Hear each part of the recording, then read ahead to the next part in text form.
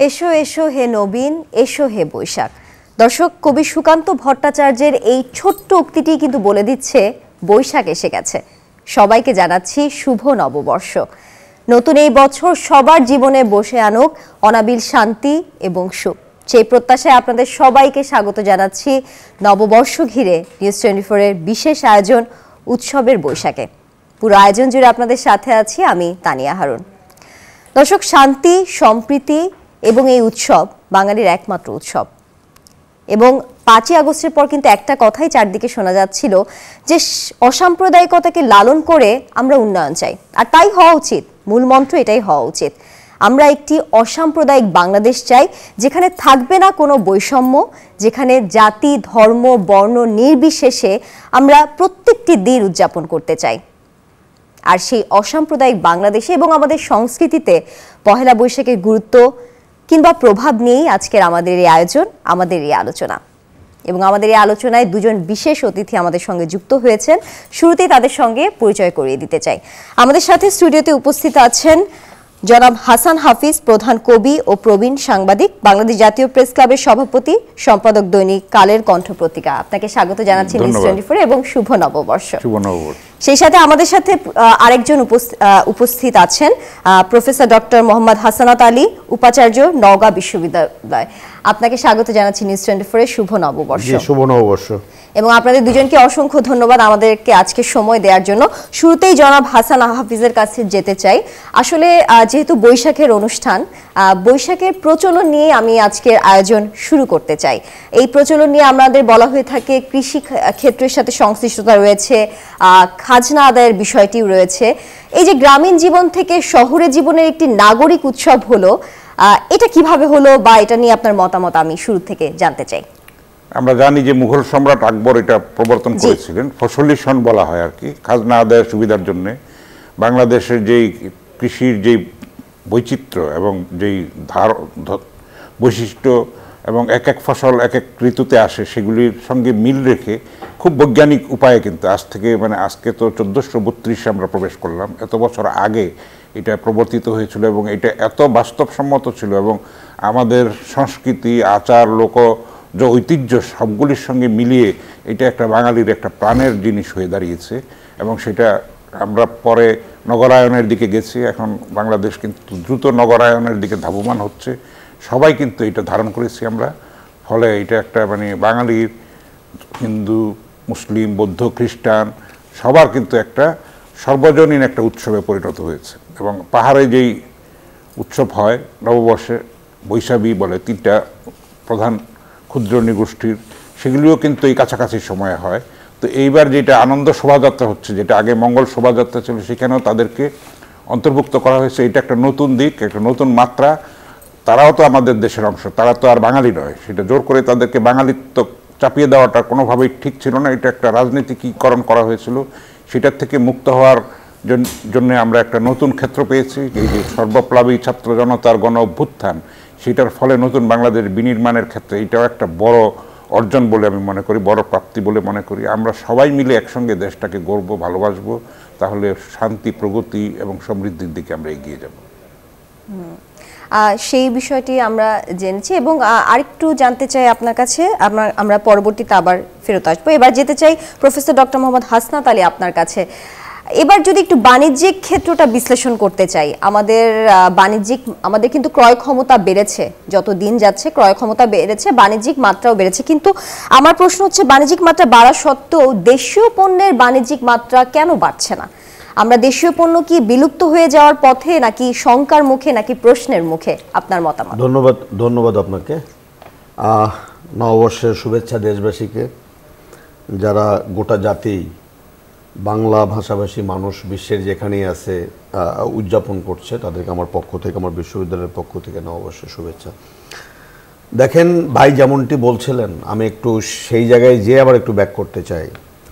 আমি যদি আধুনিক বাংলাদেশের কথা চিন্তা করি বা আধুনিক বিশ্বের কথা চিন্তা করি, তো এই পয়লা বৈশাখ কিন্তু উনি যথার্থই বলেছেন যে প্রজাদের কাছ থেকে খাজনা আদায় করার একটি নির্দিষ্ট তারিখ ধার্য করার জন্য সম্রাট আকবর এটাকে ফসলি সন হিসেবে করেছিলেন। এবং এটা 1556 সনের 10ই মার্চে এটা প্রথমে কার্যকরী হয় এবং সম্রাট আকবরের শাসনামলেই এটা কার্যকরী করা হয়। এখন প্রশ্নটি হলো যে ব্রিটিশরা 1917 সনে এই আধুনিক নববর্ষ উদযাপন যদি আপনি বলেন, তাহলে সেই জায়গাতে প্রথম বিশ্বযুদ্ধে ব্রিটিশ সৈন্যরা যেন বিজয় অর্জন করতে পারে সেজন্য একটা কীর্তন হয়েছিল। এটা কিন্তু তারপরে কালের বিবর্তনে এটা প্রথম বাংলাদেশে এই যে বর্ষবরণ যেটা চলে আসলো, আপনি যদি আনন্দ শোভাযাত্রা, মঙ্গল শোভাযাত্রা, এগুলো নিয়ে একটা বিতর্ক রয়ে গেছে। বাংলাদেশে মূলত 1986 সনে যশোরে এই যে উৎসবের যে কথা বলছেন, বাণিজ্যিকীকরণের যে কথাটি বলছেন, সেটার কিন্তু উৎপত্তি কিন্তু যশোরে। এটা চারুপীঠ নামে একটা প্রতিষ্ঠান, একটা বেসরকারি প্রতিষ্ঠান, তারা প্রথমবারের মতো 86 সনে যশোরে একটি আনন্দ শোভাযাত্রা তারা করে সেখানে। এবং সেই আনন্দ শোভাযাত্রা সারা দেশে ব্যাপক আলোড়ন ফেলে এই কারণে যে সেখানে পাপিটের ছবি ছিল, বাঘের ছবি ছিল, বিভিন্ন হারিয়ে যাওয়া যে বাঙালির ঐতিহ্য যে সমস্ত বিষয়গুলো ছিল, ধরেন কুলা পিঠাই, এই যেগুলো দেখছি আর কি, এগুলো একটা আনন্দ শোভাযাত্রা তারা করে। এবং ঢাকাতে চারুকলা, ঢাকায় তখন স্বৈরাচার এরশাদ বিরোধী আন্দোলন, এবং ছাত্ররা কিন্তু চরম, আমরা তখন সেই সময়ের ছাত্র, একটা চরম আতঙ্কের মধ্যে ছিলাম, ছাত্র জীবন শেষ করতে পারবো কি পারবো না। কথায় কথায় বিশ্ববিদ্যালয়ে বন্ধ, ছাত্রদের লাশ পড়ে যাচ্ছে, রক্তাক্ত হচ্ছে, স্বৈরশাসক খাবলা দিয়ে ধরেছে, গণতন্ত্র বিপন্ন, সেখানে নরসেনরা রক্ত দিচ্ছে, ডাক্তার মেলনরা রক্ত দিচ্ছে, আসাদরা রক্ত দিচ্ছে। এরকম একটা প্রেক্ষাপটে চারুকলার ছাত্ররা সেই দ্রোহ থেকে অন্যায়ের প্রতিবাদ করার জন্য তারা প্রথমে আনন্দ শোভাযাত্রা করে, এটি 89 সনে। তারপরে এটা কিন্তু আনন্দ শোভাযাত্রার থেকে মঙ্গল শোভাযাত্রাকে পরিণত হয়। এটা বিশ্ব ঐতিহ্যে 2016 সনের 30শে নভেম্বর এটা বিশ্ব ঐতিহ্যের, অধরা ঐতিহ্যের একটি সাংস্কৃতিক ঐতিহ্যের অংশ হয়। সব কিছু আমাদের অংশ। দুঃখজনক হলেও সত্য যে আমি যদি আমার পয়লা বৈশাখের কথা যদি বলি, আমরা মুখিয়ে থাকতাম হালখাতা খাওয়ার জন্য। এটি কিন্তু হালখাতা, যে পুরাতন বছরের হিসাবটাকে ক্লোজ করে ব্যবসায়ীরা নতুন বছরের হিসাবটা শুরু করতেন। এবং চৈত্র সংক্রান্তি, গতকালকে যেটা ছিল, যে মোগল সম্রাটের সময় প্রথা ছিল যে চৈত্র সংক্রান্তিতে তারা সমস্ত খাজনা পরিশোধ করবে। এবং আজকের দিনে এই যে জমিদাররা বা ভূপতি যাদেরকে বলা হয়, ভূমির মালিক যারা, তাদের যে সমস্ত জমিগুলা চাষাবাদ করে তাদেরকে মিষ্টিমুখ করাবে। সেই প্রথার থেকে কিন্তু আমরা সরে গেছি। আমরা বাণিজ্যিকীকরণের কথা যেটা আপনি বলছেন, বাণিজ্যিকীকরণ আমরা অবশ্যই করব। আমাদের কালচারকে বাণিজ্যিকীকরণ করব, আমাদের সংস্কৃতিকে বাণিজ্যিকীকরণ করব। আমরা পোশাকের বাহার, পোশাকের রং, আমার আপত্তি নেই। কোথায় হারিয়ে গেল সেই কুলা বিক্রি করা, কোথায় হারিয়ে গেল সেই গ্রাম যে খাজা, তারপরে ধরেন যে মুড়ি, মুরকি, জিলাপি, বাতাসা, নাগরদোলা, কাঠের নাগরদোলা। গ্রামের মেলাকে শহরের নিয়ে আসার ফলে যে ঘটনাটি ঘটলো, এর যে বিবর্তনটা, সেই বিবর্তনটা তো খুব ভালো হলো না। আজকে আমার সন্তানরা, ভাইয়ের সন্তানরা, আমার ছাত্রছাত্রীরা আজকে জানে না কুলে দিয়ে কী হয়। আজকে মেশিনে চাল আমরা জানি, কিন্তু এটা তো ঐতিহ্য, আমার চিরাচরিত বাঙালি ঐতিহ্য, বাংলাদেশি ঐতিহ্য। আজকে ঢেকি আমরা চিনি না, সেই ঢেকিটা আমরা সেখানে কিনতে পারতাম, জাল কিনতে পারতাম, কত রকমের গ্রাম্য বিষয়গুলো, যেগুলো হচ্ছে তৈজসপত্র, যেগুলো আমার প্রয়োজনীয়, তামার বা থালাবাটি, অত্যন্ত হাইজেনিক, অত্যন্ত, সেগুলো হারিয়ে গেল চোখের সামনে। দখল করলো মেলামাইন, সিলভার ইত্যাদি ইত্যাদি দখল করলো। তা আমাদেরকে ফিরে যেতে হবে গ্রামে। আপনি যদি চব্বিশের চেতনার কথা বলেন, আপনি যদি বাংলাদেশের মূল স্বাধীনতা সার্বভৌমত্বের চেতনার কথা বলেন, আপনাকে গ্রামে ফিরে যেতে হবে। আপনি গ্রামের মেলা শহরে নিয়ে আসলেন, শহরে নিয়ে এসে আপনি শহরিকীকরণ করলেন, কিন্তু ঐতিহ্যকে গ্রামে রেখে আসলেন। আপনি বাঙালিয়ানা দেখাবেন, বাঙালি ঐতিহ্যের কথা বলবেন, হবে না তো। আপনাকে ফিরে যেতে হবে গ্রামে, যেখান থেকে শুরু হয়েছিল হালখাতা। সেই হালখাতা প্রবর্তনের মধ্য দিয়ে আজকের যে বিবর্তন, সেই বিবর্তনের মধ্য দিয়ে প্রকৃত বাঙালি সংস্কৃতি যেটা, ঐতিহ্য যেটা, সেটা আরও বিকশিত হোক, আরও শানিত হোক, আরও আমাদের তরুণ প্রজন্মের মধ্যে আমাদের সেই চিরায়িত গ্রাম্য মেলাকে কেন্দ্র করে যে ভ্রাতৃত্বের বন্ধন, আতিথেয়তা, আন্তরিকতা, সৌহার্দ্য, পারিবারিক যে সম্প্রীতি, সেই বিষয়গুলো ফিরে আসুক। আমরা সেটা চাই। আমরা আজকে নগরীকরণ করার জন্য একই ফ্ল্যাটে বসবাস করি, আপনি আমাকে চেনেন না, আমি আপনাকে চিনি না, কিন্তু গ্রামের এই ঐতিহ্যগত মেলাকে যদি আমরা গ্রামে ফিরে যেতে পারতাম, আমাদের সন্তানদেরকে, আমাদের ছাত্র বন্ধুদেরকে সেই ঐতিহ্যের সাথে পরিচিত করতে পারতাম, তাহলে বোধহয় আজকে আমাদের মধ্যে যে কথায় কথায় হানাহানি, রক্তাক্ত সংঘাত, সমালোচনা সেখানের ঊর্ধ্বে উঠে আমরা বোধহয় একটা শান্তিপ্রিয় বাংলাদেশ তৈরি করতে পারতাম, যেটি দেখলাম গতকালকে পাহাড়ি অঞ্চলের কথা আপনারা বললেন। এই দিনকে উদযাপন করে পাহাড়িরা, ত্রিপুরারা বৈশ উৎসব তারা করেছে গতকালকে, তারপরে মারমারা সাংঘাই করে তারা, এবং চাকমারা বিজু উৎসব তারা করে। এই যে তারা সেখানে করছে, আমরা পয়লা বৈশাখ করছি। আজকে ছায়ানটের 60-এর দশক থেকে শুরু করে ছায়ানট প্রত্যেক বছর রমনার বটমূলে এসো হে বৈশাখ, এসো হে বৈশাখ বলে যে তারা আহ্বান জানায়, আমাদেরকে শান্তির আহ্বান জানায়, ঐক্যের আহ্বান জানায়, ভ্রাতৃত্ববোধের আহ্বান জানায়। সেই জায়গা থেকে বোধহয় গ্রামে ফিরে যাওয়া খুব দরকার। একটু সেই বিষয়ে আবারও আসবো প্রফেসর ডক্টর মোহাম্মদ হাসনাত আলী। আমরা একটু চারুকলায় যেতে চাই, আমাদের সহকর্মী আছে, সেখানকার পরিস্থিতি জেনে আমি আবারও ফিরে আসবো আপনাদের সাথে আলোচনায়। দর্শক, আমরা চলে যাচ্ছি চারুকলায়, সেখানে আছেন সহকর্মী মাঝার। মাঝার, আপনি তো চারুকলায় রয়েছেন, কি অবস্থা দেখছেন, সাধারণ মানুষ কি বলছেন জানাবেন।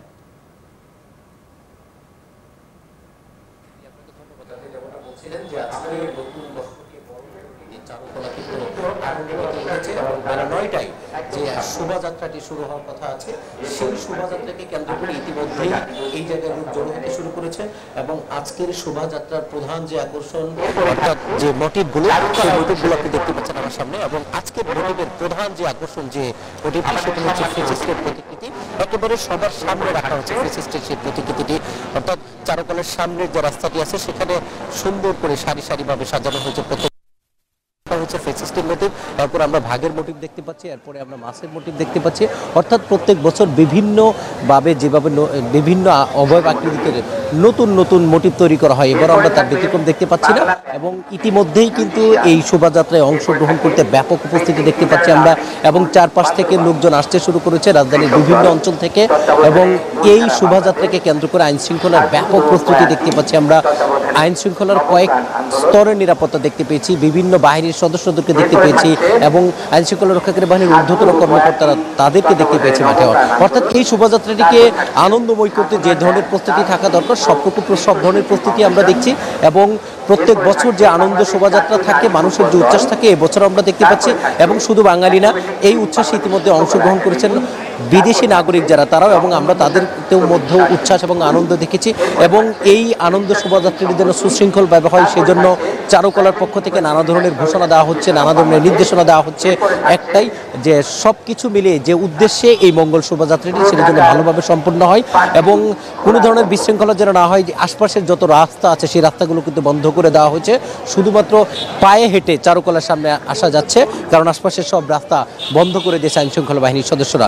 এবং এই জায়গায় যে বেলা 9টায়, অর্থাৎ সকাল 9টায় যেটি শুরু হবে, তার আগে যে ধরনের প্রস্তুতি, সেই প্রস্তুতি কিন্তু ইতিমধ্যেই প্রায় সম্পূর্ণ করা হয়েছে। এবং সকাল 9টায় যখন শুরু হবে, তখন আমরা হয়তো বা আর কে এই শোভাযাত্রায় অংশগ্রহণ করে সরকারের ঊর্ধ্বতন কারা আসেন, এবং ঢাকা বিশ্ববিদ্যালয়ের ভিসি আসবেন, বিশ্ববিদ্যালয়ের বিভিন্ন শিক্ষকরা আসবেন, বিভিন্ন সাংস্কৃতিক কর্মীরা আসবেন। এবং আপনাকে বলে রাখি, এবছর 28টি উপজাতি, অর্থাৎ 28টি উপজাতির সমন্বয়ে তারা হচ্ছে এই প্রোগ্রামটি সফল করার হচ্ছে ব্যবস্থা নিয়েছেন। এবং সব মিলিয়ে যে ধরনের আনন্দ উচ্ছ্বাস থাকার কথা, সেই ধরনের আনন্দ উচ্ছ্বাসই দেখতে পাচ্ছি।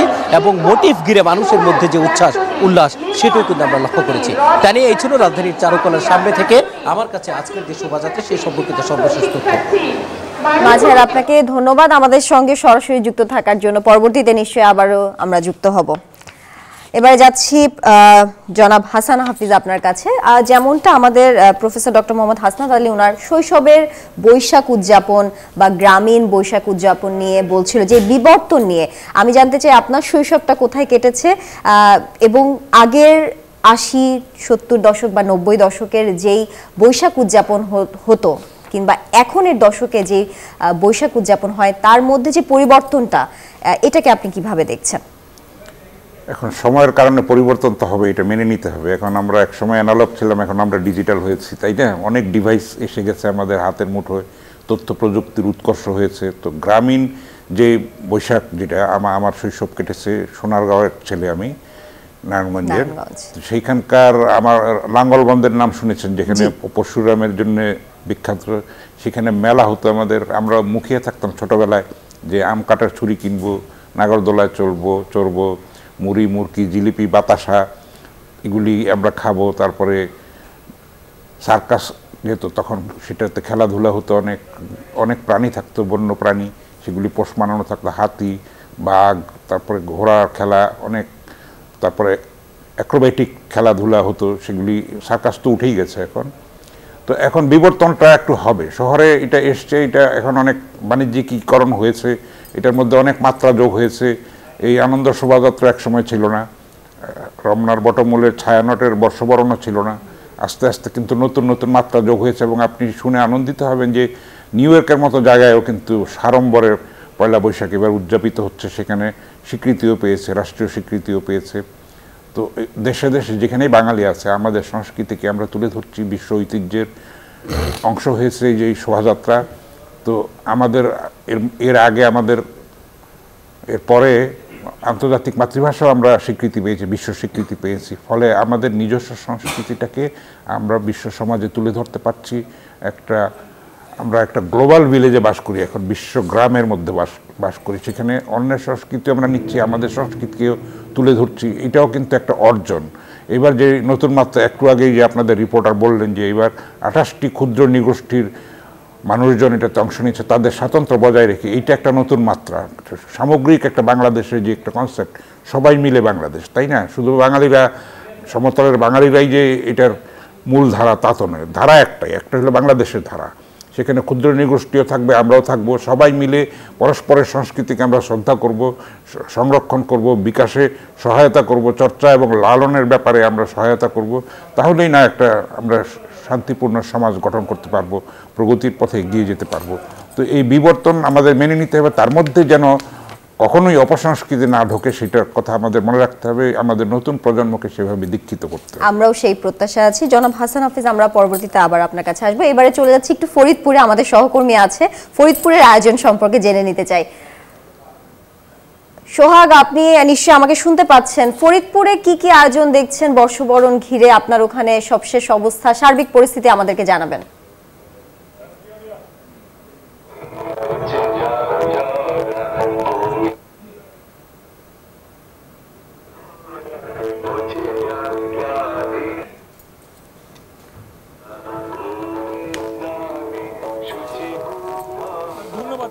আমি এই মুহূর্তে দাঁড়িয়ে আছি ফরিদপুর জেলা পরিষদের কার্যালয়ের সামনে, যেখানটাতে আজকে বাংলা নববর্ষের যে প্রথম দিন, যে বর্ষবরণ, সেটি কিন্তু বেশ জাঁকজমকপূর্ণভাবে অনুষ্ঠিত হচ্ছে। আজকে সকাল 6:30টায় সাহিত্য সাংস্কৃতিক জোটের পক্ষ থেকে যে আনন্দ এবং মঙ্গল যে গান রয়েছে, সেই গানের মধ্য দিয়েই এই আজকে দিনটির সূচনা করা হয়। এরপরে সকাল 8টার সময় জেলা পরিষদের কার্যালয়ের সামনে থেকে এই বর্ষবরণে যে শোভাযাত্রা, সেটি কিন্তু র্যালি অনুষ্ঠিত হচ্ছে, এমনটাই কিন্তু আমরা দেখতে পাচ্ছি, যেখানটাতে দলমত নির্বিশেষে সকল শ্রেণী পেশার মানুষ এখানে অংশ নিয়েছে। আমরা দেখতে পাচ্ছি যে জেলা প্রশাসক রয়েছে, পুলিশ প্রশাসনের পক্ষ থেকে রয়েছে, এবং এছাড়া আমরা দেখতে পাচ্ছি বিভিন্ন রাজনৈতিক সংগঠন তারাও কিন্তু রয়েছেন। আমি কথা বলতে চাই ফরিদপুরের জেলা প্রশাসকের সঙ্গে। আজকে যে এই যে শোভাযাত্রা, সেটি আপনারা কিভাবে পালন করছেন, আজকে দিনটি কিভাবে নিচ্ছেন আপনারা? আজকে পয়লা বৈশাখ, সবাইকে শুভ নববর্ষ, বাঙালির প্রাণের উৎসব, আমাদের সার্বজনীন উৎসব পয়লা বৈশাখ। আমরা সবাই মিলে আয়োজন করছি, এখানে র্যালি হচ্ছে, র্যালির পরবর্তীতে আমাদের পান্তা উৎসব আছে, সাংস্কৃতিক অনুষ্ঠান আছে। আমরা চাই আজকের এই দিনে সমস্ত দীনতা, মলিনতা ধুয়ে যাক এবং আমরা একটি নতুন বাংলাদেশে সমৃদ্ধির পথে এগিয়ে যাই। ধন্যবাদ আপনাকে। আপনারা শুনতে পাচ্ছেন যে জেলা প্রশাসক বলছিলেন যে আজকে এই সকালে যে বিভিন্ন অনুষ্ঠান, সেটি কিন্তু হচ্ছে, সেই সঙ্গে যে মঙ্গল শোভাযাত্রার পরে যে পান্তা, ইলিশ এবং ফলের যে আয়োজন, সেটিও কিন্তু তারা আয়োজন করেছেন এবং দিনটি সুন্দরভাবে তারা পালন করতে চান এবং এই সুন্দরভাবেই তারা এই বছরটি শেষ করতে চান, এমনটি কিন্তু আমাদেরকে জানানো হয়েছে। তো এই ছিল মঙ্গল শোভাযাত্রার সর্বশেষ সংবাদ। ফিরে যাবো স্টুডিওতে আপনার কাছে। তানিয়া, আমরা যুক্ত ছিলাম ফরিদপুরে, সেখানে বর্ষবরণ ঘিরে নানা আয়োজনে আমরা ছিলাম। আপনারা আমাদের সাথে থাকুন, আমরা একটা ছোট্ট বিরতি নিয়ে আসি, তারপর আবারও আলোচনায় ফিরবো। দর্শক, আমরা আলোচনায় ছিলাম বর্ষবরণ ঘিরে আমাদের বিশেষ আয়োজন উৎসবের বৈশাখে। আপনারা কোথাও যাবেন না, একটা ছোট্ট বিরতি নিচ্ছি, সাথেই থাকুন। আবারও সবাইকে আমন্ত্রণ জানাচ্ছি নববর্ষ ঘিরে নিউজ 24 এর বিশেষ আয়োজন উৎসবের বৈশাখে। দর্শক, আমাদের সঙ্গে স্টুডিওতে আলোচনার জন্য উপস্থিত আছেন দুজন অতিথি। যেমনটা আগে বলেছিলাম, হাসান হাফিজ, প্রধান কবি ও প্রবীণ সাংবাদিক, বাংলাদেশ জাতীয় প্রেস ক্লাবের সভাপতি, সম্পাদক দৈনিক কালের কণ্ঠ, এবং সেই সাথে উপস্থিত আছেন প্রফেসর ডক্টর মোহাম্মদ হাসনাত আলী, নওগাঁ বিশ্ববিদ্যালয়ের উপাচার্য। আমরা তাদের কাছে আলোচনায় ফিরবো। তার আগে একটু চট্টগ্রামে চলে যাচ্ছি। চট্টগ্রামে সেখানকার আয়োজন এবং বর্ষবরণ নিয়ে কি কি রয়েছে সবশেষ খবর জানতে। চট্টগ্রামে আমাদের সাথে যুক্ত আছেন সহকর্মী নয়ন বড়ুয়া। জয়, আপনার ওখানে বর্ষবরণ ঘিরে কি কি উৎসব আমেজ দেখছেন সাধারণ মানুষের মাঝে, আর অনুষ্ঠান কি কি এই মুহূর্তে চলছে জানাবেন। নববর্ষের শুভেচ্ছা আপনাকে। দেখতে পাচ্ছেন যে সারা দেশের মতো বন্দরনগরী চট্টগ্রামেও নতুন বছরকে নানা আয়োজনের মধ্য দিয়ে নাচে গানে বরণ করে নিচ্ছে। আমরা দেখছি বিভিন্ন সংস্কৃতি কর্মী থেকে শুরু করে বিভিন্ন বয়সের মানুষের যে মিলন মেলা চট্টগ্রামের সিআরবিতে আমরা দেখছি সকাল হতে না হতে কিন্তু সবার অংশগ্রহণ দেখতে পাচ্ছেন। তবে পুলিশ কমিশনারের যে একটা নির্দেশনা রয়েছে চট্টগ্রামের যে এইভাবে যে বিভিন্ন মুক্ত মঞ্চে অনুষ্ঠান 5টা পর্যন্ত করার একটা নির্দেশনা রয়েছে, তার কারণে সবারই কিন্তু নির্দেশনা অনুসারে তারা অনুষ্ঠান শুরু করেছে। তো সকাল থেকে সিআরবি যেমনটা আনুষ্ঠানিকতা শুরু করছে, তেমনিভাবে জেলা প্রশাসনের উদ্যোগেও কিন্তু বিভিন্ন জায়গায় আমরা দেখছি আয়োজন রয়েছে। জেলা শিল্পকলা একাডেমিতে যেমনটা আয়োজন রয়েছে, তেমনিভাবে অন্য জায়গায়ও কিন্তু বিভিন্ন জায়গায় আয়োজন রয়েছে। শুধু চট্টগ্রাম শহর কেন্দ্রিক না, শহর কেন্দ্র বাইরেও কিন্তু আমরা দেখছি বিভিন্ন নাচে গানে কিন্তু নতুন বছরকে বরণ করে নেওয়ার যে আয়োজন দেখলে আপনি বুঝতে পারছেন। যারা আয়োজন করেছেন, যারা আয়োজক রয়েছেন, তাদের সাথে আমরা একটু কথা বলার চেষ্টা করব। আজকের যে শিরিষতলায় দীর্ঘদিন ধরে এই নতুন বছরকে বরণ করার যে আয়োজন, আজকেও তার কোনো ব্যতিক্রম আমরা দেখছি না। তো কিভাবে আপনারা শুরু করেছেন? ধন্যবাদ। এবং আপনাদের মধ্য দিয়ে সারা বাংলাদেশের মুসলিম, হিন্দু, বৌদ্ধ, খ্রিস্টান এবং চাকমা, মারমা সহ সকল জাতির মানুষকে আমরা নববর্ষের শুভেচ্ছা জানাই। আমরা আসলে প্রতি বছর ন্যায় প্রায় 16 বছর, এই বছর নিয়ে আমরা এটা আমাদের 16তম পর্ব। 16 বছর ধরে আমরা এই আয়োজন করে আসছি এবং আমরা মনে করি এবার অনেক উৎসাহ উদ্দীপনার মধ্য দিয়ে আমরা আমাদের বর্ষ বরণের আজকের পুরো আয়োজন চলবে। এবং এইবারের আমাদের একটা বিশেষ সংযোজন আছে, হচ্ছে আমাদের এখানে যেমন প্রতি বছর গানের অনুষ্ঠান থাকে, নৃত্য থাকে, আবৃত্তি থাকে, এইবার তার সাথে একটা নতুনভাবে সংযোজিত হয়েছে। আমরা এবার এটা কাবাডি, আমাদের জাতীয় খেলা, এটা কাবাডির উৎসবও করছি আজকে দিনব্যাপী, যেখানে জাতীয় আন্তর্জাতিক মানের খেলোয়াড়রা খেলবেন। সব মিলে আমরা একটা উৎসাহ উদ্দীপনার মধ্যে দিয়ে আজকে আমাদের এই বর্ষবরণের এই পুরো আয়োজনটি সাজিয়ে। বিষয়টা কি? মূল উদ্দেশ্য হচ্ছে আসলে এই দেশের সকল মানুষ মিলে, এই দেশের মাটি কিন্তু অনেক নরম, যেখানে বীজ পড়লে এটা ফলে যায়। তার মানে এই দেশের মাটি সকল কিছুকে গ্রহণ করে। এখানে অনেক মত পথ আছে, তা আমরা আবার সকলে মিলে একসাথে হয়ে আমাদের পথটা রচনা করি। এটাই আমাদের মূল মেসেজ, এটাই আমাদের মূল উদ্দেশ্য। দেখতে পাচ্ছেন, আমরা একটু দেখাতে যাচ্ছি, মঞ্চটা দেখতে যাচ্ছি, একেবারে কানায় পূর্ণ হতে যাচ্ছে মঞ্চ। তো যেহেতু একেবারে মুক্ত মঞ্চ যে সিআরবি, তার কারণে বিভিন্ন শ্রেণী পেশার মানুষ সবাই এখানে ছুটে আসেন। দিনব্যাপী নানা আয়োজনের মধ্য দিয়ে নতুন বছরকে বরণ করবে বন্দরনগরী চট্টগ্রামের মানুষ। এই ছিল আমার এখানকার সর্বশেষ। ফিরে যাচ্ছি স্টুডিওতে আপনার কাছে। ধন্যবাদ আপনাকে জয়। আমাদের সাথে চট্টগ্রাম থেকে যুক্ত ছিলেন নয়ন বড়ুয়া, যে আমাদের সহকর্মী, সেখানকার সবশেষ খবর জানাচ্ছিলেন। নানা আয়োজনে ঘিরে রয়েছে চট্টগ্রাম। জনাব হাসান হাফিজ, আপনার কাছে এবারে যেতে চাই। আমরা যেমনটা বলছিলাম আলোচনায় যখন ছিলাম, যে 80-র দশকে কিন্তু আমাদের মেলা কেন্দ্রিক একটি জীবন ছিল। বৈশাখ উদযাপন মানেই মেলা কেন্দ্রিক, বিভিন্ন মেলা বসবে, এখনো হয় মেলা, কিন্তু আগের মতো বৃহৎ পরিসরে হয়তো এখন আর ওই মেলার চিত্র আমরা দেখতে পাই না। আবার 90 দশক থেকে একটু পোশাক কেন্দ্রিক হয়ে গেল আমাদের বৈশাখ উদযাপনটা। পোশাক কেন্দ্রিক হওয়ার ফলে কি হলো, পোশাকের দিক দিয়ে আমাদের বাণিজ্যিকরণটা বেড়েছে। তো আপনার কি মনে হয় আমাদের লোকজ শিল্পের অস্তিত্ব কি দিন দিন কমে যাচ্ছে, বিলুপ্ত হয়ে যাচ্ছে কিনা, কিংবা শঙ্কার মুখে আছে? না, শঙ্কার মধ্যে তো আছেই, অবশ্যই আছে। পোশাকে আমাদের বৈচিত্র্য এসছে এবং মানুষের কিন্তু দেশীয় পোশাকের প্রতি আগ্রহ বেড়েছে, সেটা খুব একটা ইতিবাচক দিক আমি মনে করি। লোকজ সংস্কৃতির দিকেও কিন্তু মানুষের আগ্রহ একেবারে কমে গেছে সেটা না, কিন্তু সেটার বাণিজ্যিক উৎপাদনটা হচ্ছে না সেই অর্থে। তারা যদি লাভবান না হতে পারে তাহলে সেইটাতে কেন থাকবে? অনেক পেশা আছে পরম্পরাক্রমে যেটা চলে এসছে, কুমারের বলেন, নানান মাটির পাত্রের কথা বলেন, নানান তারপরে নকশি কাঁথা বলেন, এগুলি নকশি কাঁথা কিন্তু একটা এক্সপোর্টও হয়, আপনি চিন্তাই করতে পারবেন না, একসময় এটা ভাবাই যেত না। তো একেবারে যে সব কিছুই যে নেগেটিভ হয়ে যাচ্ছে তা না, পজিটিভ দিকও আছে অনেক।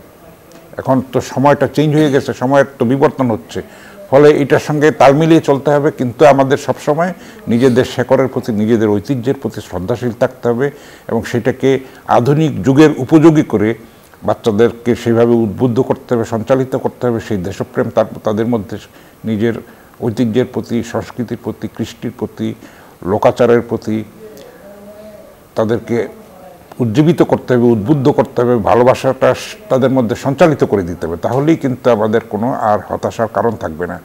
বৈশাখ তো একসময় পাকিস্তান আমলে সেইভাবে তো উদযাপিত হতো না, কিন্তু যত স্বাধীনতার পরে যত দিন গেছে এটা নানান ধরনের মাত্রা পেয়েছে।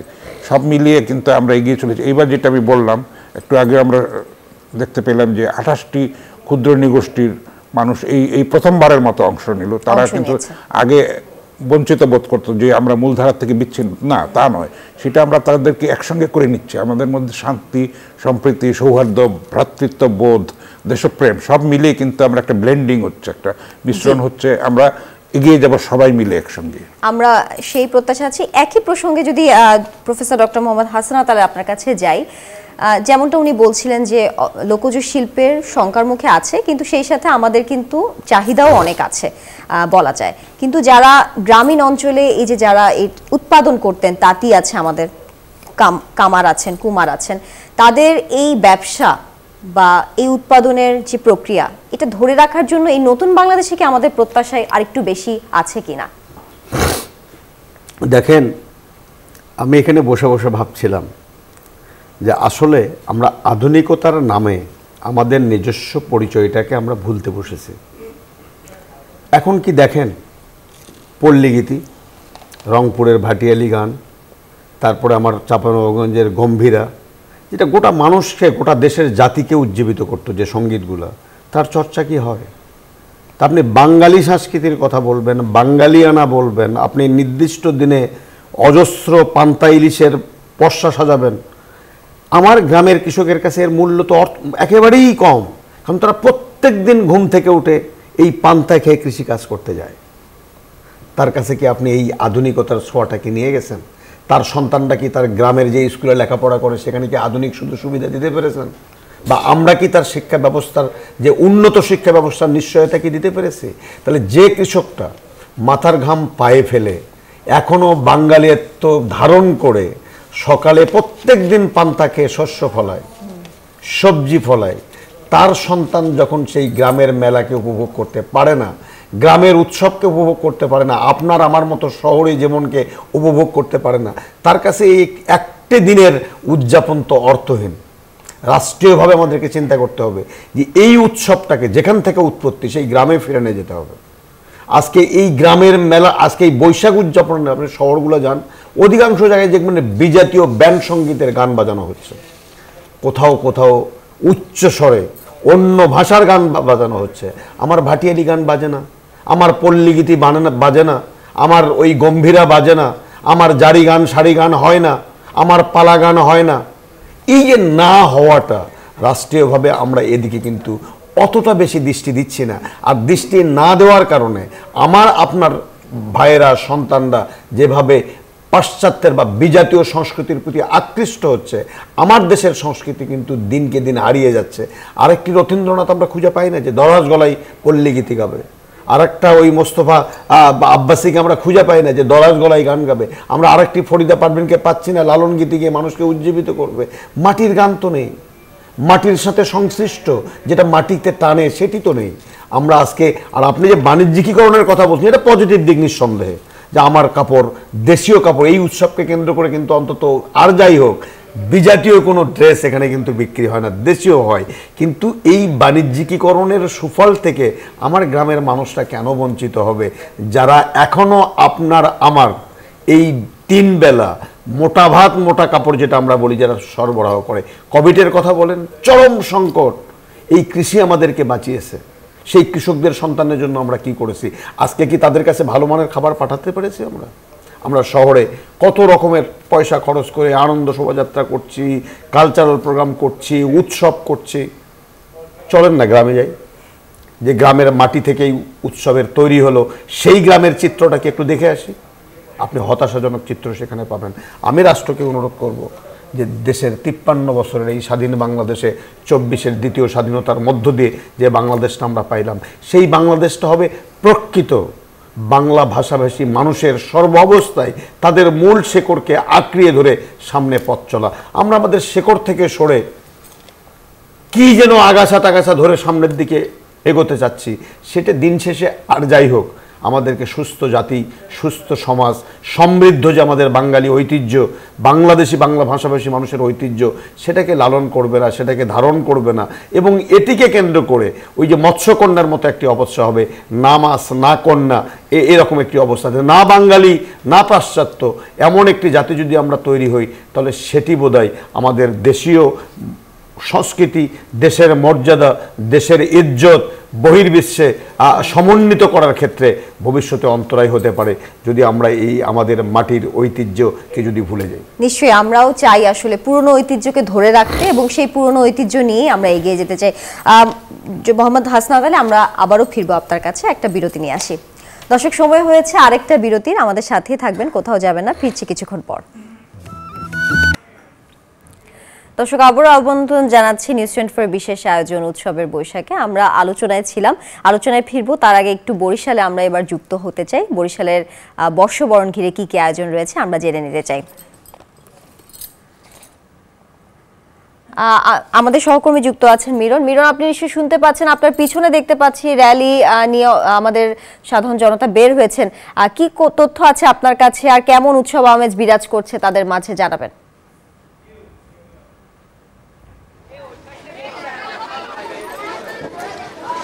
ধন্যবাদ তানিয়া, আপনি যেমনটা বলছেন, আপনাকে নববর্ষের শুভেচ্ছা।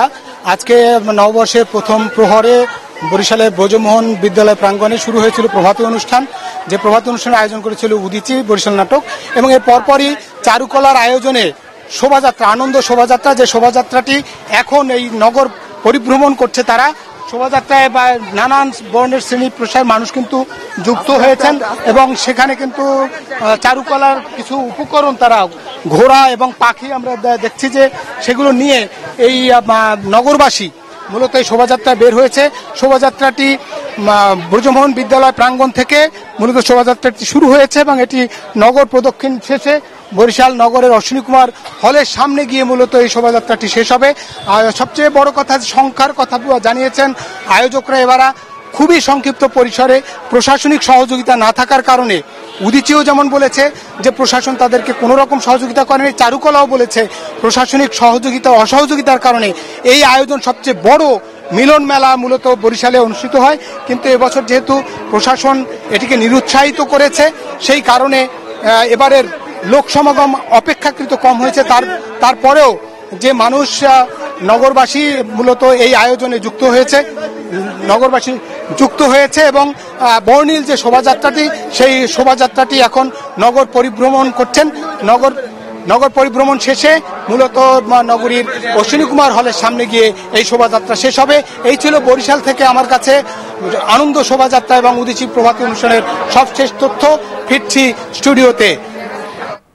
মিরন, আপনাকে ধন্যবাদ। আমরা দেখছিলাম বরিশালে র্যালি বের হয়েছে, সেখানে নানা আয়োজন চলছে।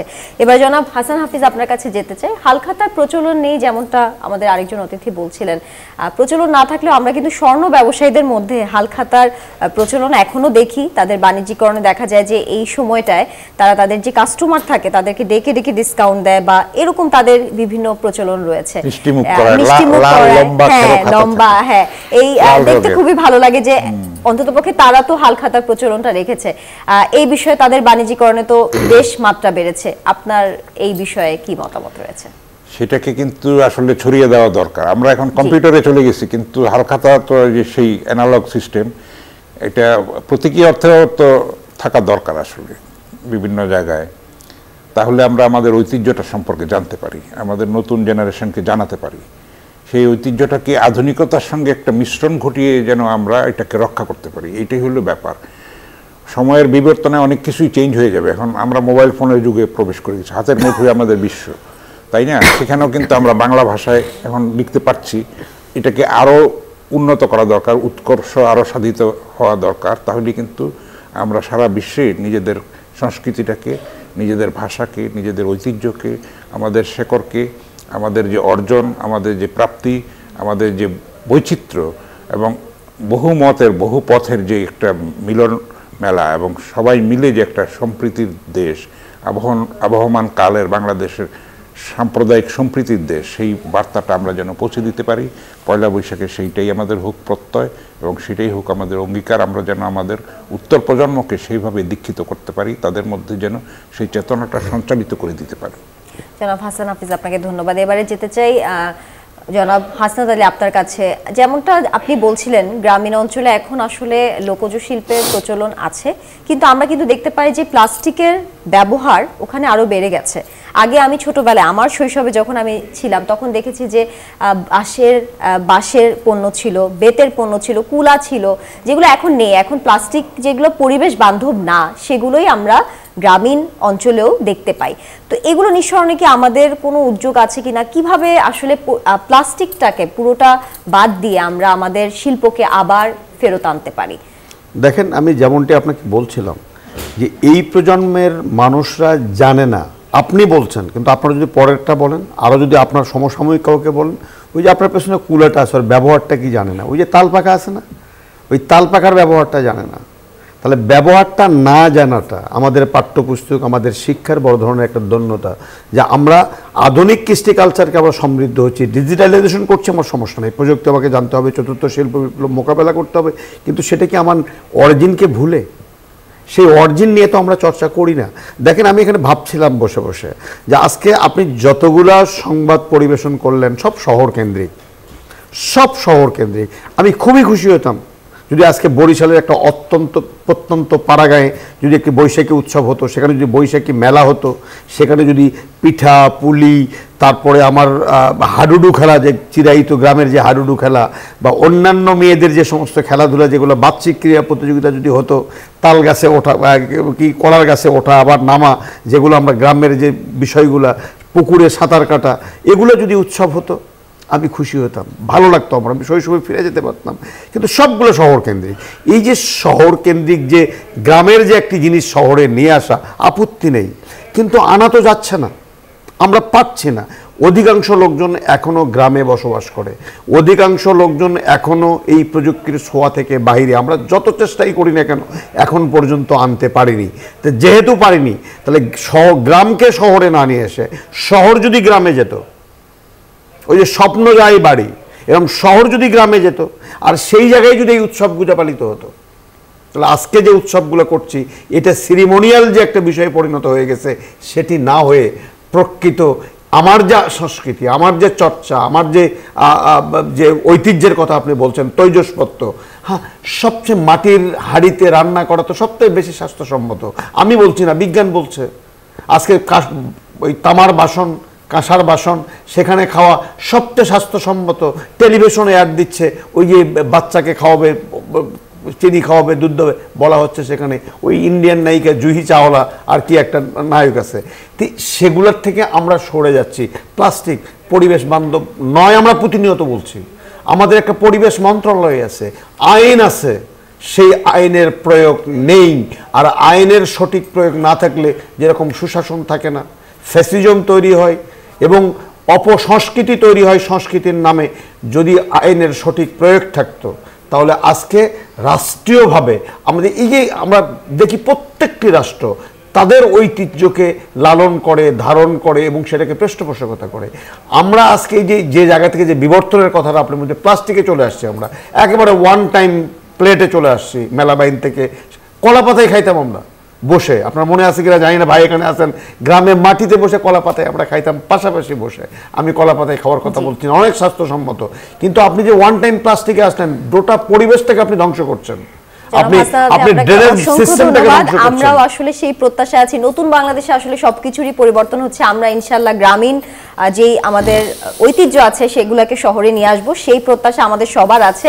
আপনাকে অসংখ্য ধন্যবাদ জনাব হাসান আফিজ, সেই সাথে ধন্যবাদ জানাচ্ছি জনাব হাসান হাফিজ আপনাকে আমাদের সঙ্গে যুক্ত থাকার জন্য, আমাদেরকে এসে সময় দেওয়ার জন্য। সবাইকে ধন্যবাদ। ধন্যবাদ। শুভ নববর্ষ। শুভ নববর্ষ।